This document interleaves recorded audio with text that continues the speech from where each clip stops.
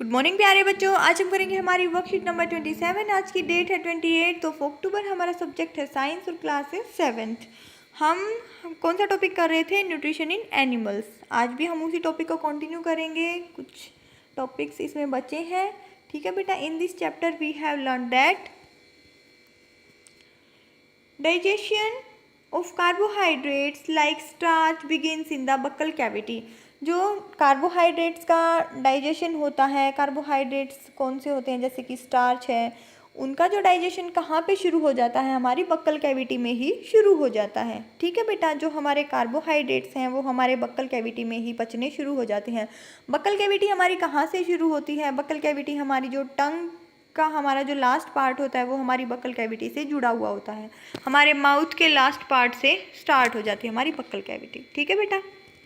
उसके बाद food pipe आती है, तो वहाँ पे हमारा कार्बोहाइड्रेट्स का डाइजेशन शुरू हो जाता है। The digestion of protein starts in the stomach. जो प्रोटीन का डाइजेशन होता है वो कहाँ पे शुरू होता है? हमारा स्टमक के अंदर होता है शुरू।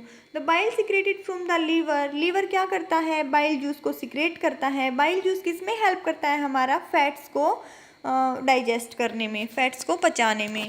The pancreatic juice from the pancreas. तो क्या होता है? पेनक्रियाज क्या सिक्रेट करता है? पेनक्रियाटिक जूस, ठीक है बेटा। और जो हमारा पेनक्रियाज है वो क्या सिक्रेट करता है? इंसुलिन सिक्रेट करता है।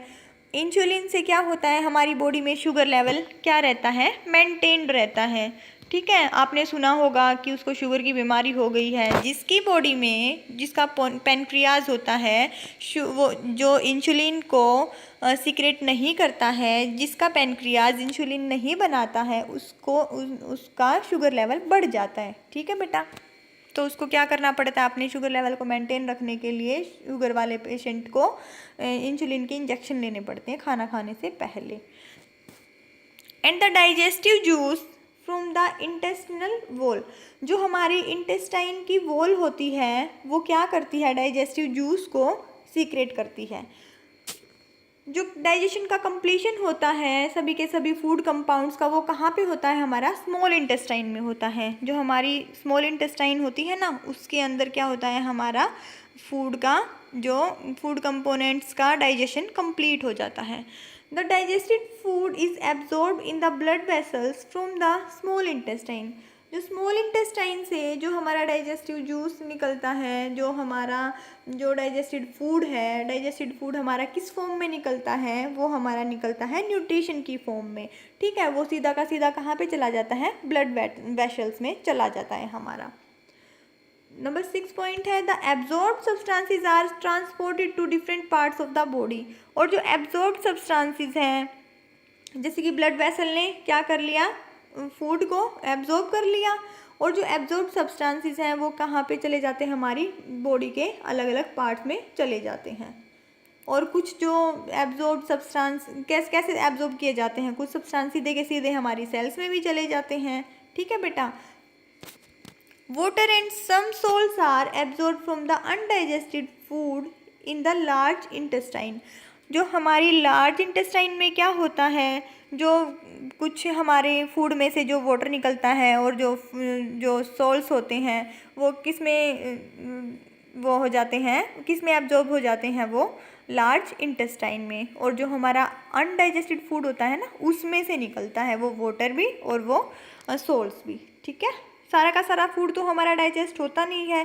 जितना हमारा फूड डाइजेस्ट होता है वो किस फॉर्म में होता है? वो बस न्यूट्रिशन की फॉर्म में होता है। Protein, vitamin, glucose, amino acid वगैरह, इस फॉर्म में हमारा फूड डाइजेस्ट होता है, ठीक है बेटा। और वो सीधा हमारा ब्लड वेसल्स में मिल जाता है। और जो अनडाइजेस्टेड फूड होता है वो हम क्या कर देते हैं? पास आउट कर देते हैं, निकाल देते हैं। The undigested and unabsorbed residues are expelled out of the body as feces through the anus. और जो अनडाइजेस्टेड फूड होता है या फिर अनएब्जॉर्ब्ड रेजिड्यूज होते हैं, जो भी बचा हुआ जो अनएब्जॉर्ब्ड पार्टिकल्स होते हैं, वो क्या कर दिए जाते हैं? हमारी बॉडी से बाहर निकाल दिए जाते हैं एनस के थ्रू, ठीक है बेटा। वो क्या होते हैं? फेसेस। जैसे कि मल होता है ना हमारा, उसको हम क्या कर देते हैं? बाहर निकाल देते हैं।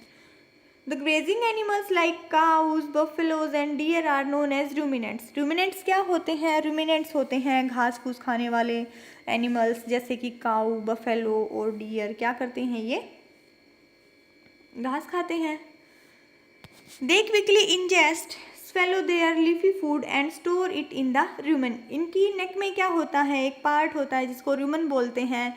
वहाँ पे ये क्या कर लेते हैं? जल्दी जल्दी उस घास को खा के जैसे सीधा का सीधा निगल लेते हैं। निगलने के बाद अपने रूमन में इकट्ठा कर लेते हैं और फिर बाद में वो घास अपने मुंह में ला के थोड़े थोड़े टाइम बाद वो क्या करते रहते हैं? उसको चबाते रहते हैं। इस प्रोसेस को क्या बोलते हैं?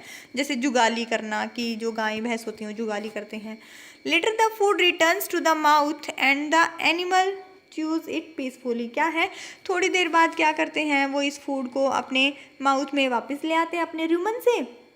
घास को लगा लो और क्या करते रहते हैं? आराम से बैठ के जुगाली करते रहते हैं, चबाते रहते हैं। Amoeba ingest its food with the help of its false feet और शुडोपोडिया। अमीबा क्या करता है? अपने फूड को कैसे इंजेस्ट करता है? अपनी बॉडी के अंदर अपने फॉल्स फीट या फिर शुडोपोडिया के हेल्प से। The food is digested in the food vacuole. जो फूड होता है वो कैसे, कहाँ पे डाइजेस्ट होता है? फूड वैक्यूल के अंदर। जैसे हमारा अमीबा, मैंने आपको बताया था कि अमीबा की कोई भी प्रॉपर शेप नहीं होती है। मान लो अभी अमीबा की शेप ये है, ये इसके स्यूडोपोड्स हैं या फिर फॉल्स फिट हैं। इनकी हेल्प से क्या करता है? अपने फूड को इंजेस्ट करता है। जैसे कि इसका फूड यहाँ से है, यहाँ से इसने क्या किया? इंजेस्ट किया, यहाँ पे चला गया। अंदर ये इसका न्यूक्लियस होता है, ये वाला न्यूक्लियस है। जैसे ये फूड वैक्यूल है, यहाँ पे ये वाला फूड है, यहाँ पे चला जाएगा और फिर जैसे यहाँ से इजेक्ट हो जाएगा, बाहर निकल जाएगा। मान लो अमीबा की अभी ये शेप है, थोड़ी सी दूर ये चलता है, हिलता है, तो फिर बाद में इसकी शेप मान लो ऐसी ऐसी बन जाती है। ठीक है, कभी भी ये सेम शेप में नहीं रहता है। ठीक है बेटा, आगे हमें क्वेश्चन दिए गए हैं। Fill in the blanks with the stable option from the table. Option दे रखे हैं food vacuole, small intestine, liver और एनस। हम देखते हैं कौन से में कौन सा आएगा। Part of the digestive system which secretes bile juice. Bile juice कौन सीक्रेट करता है? हमारा लीवर करता है।